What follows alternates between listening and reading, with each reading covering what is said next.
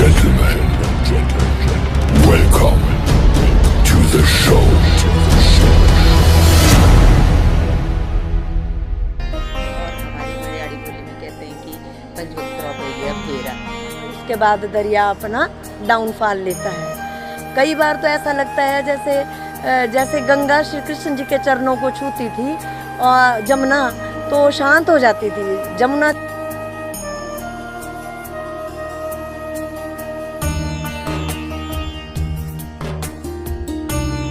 छोटी काशी मंडी स्थित प्रत्येक मंदिर की अपनी ही एक अलग कहानी है।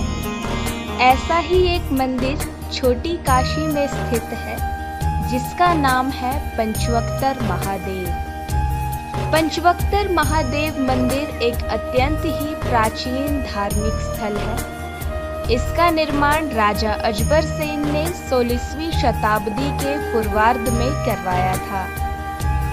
पंचवक्त्र मंदिर मंडी का एक प्रमुख मंदिर है जो सुकेती नदी और व्यास नदी के संगम पर स्थित है और अपनी आकर्षक सुंदरता से बड़ी ही संख्या में पर्यटकों को अपनी ओर आकर्षित करता है। ये मंदिर भगवान शिव को समर्पित है। इस मंदिर को मंदिर विशिष्ट शिखर वास्तुकला शैली से बनाया गया है।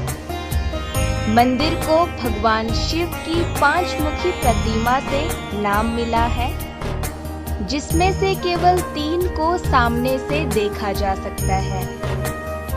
इस मंदिर को राष्ट्रीय स्थल भी घोषित किया गया है। प्रतिमा के 5 मुख भगवान शिव के अघोरा, ईशान, तत्पुरुष, वामदेव और रुद्र चरित्रों के बारे में दर्शाते हैं। अघोरा विनाशकारी प्रकृति है, ईशान सर्वव्यापी, तत्पुरुष उसका अहंकार, वामदेव स्त्री रूप है और रुद्र उसका रचनात्मक और विनाशकारी पहलू है। पंचवक्त्र को इन सभी के मिलन के रूप में परिभाषित किया गया है। मंदिर का द्वार व्यास नदी की ओर उत्तर दिशा में खुलता है। मंदिर में कई स्थानों पर विभिन्न आकृतियां और सांप की आकृतियां मौजूद हैं। मंदिर में नंदी की मूर्ति भी विद्यमान है जिसका मुख गर्भगृह की ओर है। पंचवक्त्र महादेव मंदिर की स्थापना तिथि अभी तक अज्ञात है।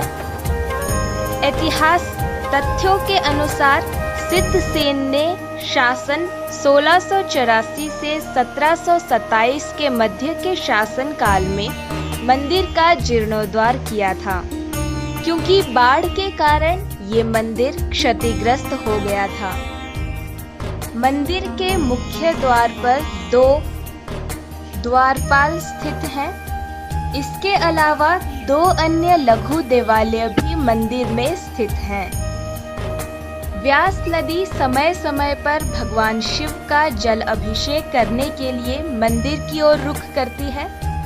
2019 में भी मंदिर का लगभग 30% भाग जल से डूब गया था, परंतु भगवान शिव के जलाभिषेक के बाद व्यास नदी अपना वास्तविक रूप धारण करके अपने पथ पर चल पड़ती है।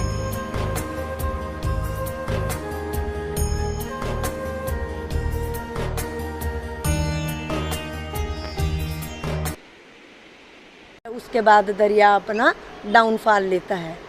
कई बार तो ऐसा लगता है जैसे गंगा श्री कृष्ण जी के चरणों को छूती थी और जमुना तो शांत हो जाती थी। जमुना जब कृष्ण के पैरों को छूती थी तो शांत हो जाती थी।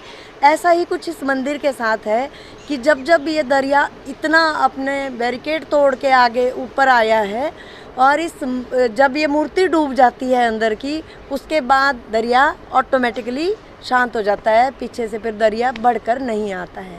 ये हम बरसों से देख रहे हैं, क्योंकि मेरी उम्र इस वक्त 63 साल है, तो मैं बचपन से इस मंदिर को इसी प्रकार हर साल बहुत पानी जब ब्यास में आता है तो इस मंदिर को के मूर्ति को जब छू जाता है उसके बाद ये शांत हो जाता है।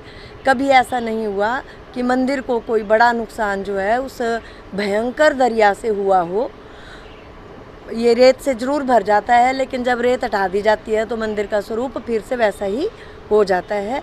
और ये हमारे लिए, मंडी वासियों के लिए एक वरदान है जो कभी किसी राजा ने बनवाया होगा। और ये मैं समझती हूँ कि पर्यटन की दृष्टि से इसको ज़्यादा वो करना चाहिए। सरकार को भी चाहिए कि इसका संवर्धन जो है इससे भी ज़्यादा अच्छा करे, कि एनएच से गुजरने वाला इसको नज़दीक इसके लिए कोई पुल का निर्माण हो, या कोई इजी गोइंग रास्ता हो, या कोई ऊपर का मंदिर और ये मंदिर देखने के लिए उनको कोई ऐसा छोटा पुल मिल जाए कि वो तुरंत इसको देख के जो है अपनी डेस्टिनी पे आगे चले जाएं। ऐसा कुछ होना चाहिए। धन्यवाद। इस मंदिर में कभी कभार जैसे जब बरसात का मौसम होता है जी। तो कहा जाता है कि इसको व्यास जो है इसके गिर्द परिक्रमा करती है। जी। तो ये हम बड़े कौतूहल से बचपन में भी देखते थे और आज भी देखते हैं जब, और हमारी मंडियाड़ी बोली में कहते हैं कि पंचवक्त्रा पहिया फेरा, मंडियाड़ी में हम ऐसा बोलते हैं और उसको बड़े हैरानी से देखते हैं। और एक बार तो ऐसा हुआ, हमारे एक विदेशी इसको हम जानते थे बड़ी अच्छी तरह से, हमारे फैमिली में वो आया करता था हमारे घर में। तो उसका अनुभव मैंने सुना जब पानी खूब हुआ व्यास में और मंदिर के भीतर तक चला गया, तो वो विदेशी जो था उसका बड़ा अनुभव रहा रोमांचक। वो कहता है कि मैंने नंदी के ऊपर चढ़कर रात गुजारी। तो ऐसा भी उसने किया था, हमने तो नहीं देखा, लेकिन मंदिर को फेर डलता हमने देखा है। और इसके साथ ही इस मंदिर की स्थापत्य कला है वो बेजोड़ है, बहुत ही सुंदर पत्थरों से निर्मित है ये। और इसके जो छत है उसके ऊपर भी शिलाएं, मतलब चौकोर यानी आयताकार शिलाओं से ही इसका वो छप्पर बना हुआ है।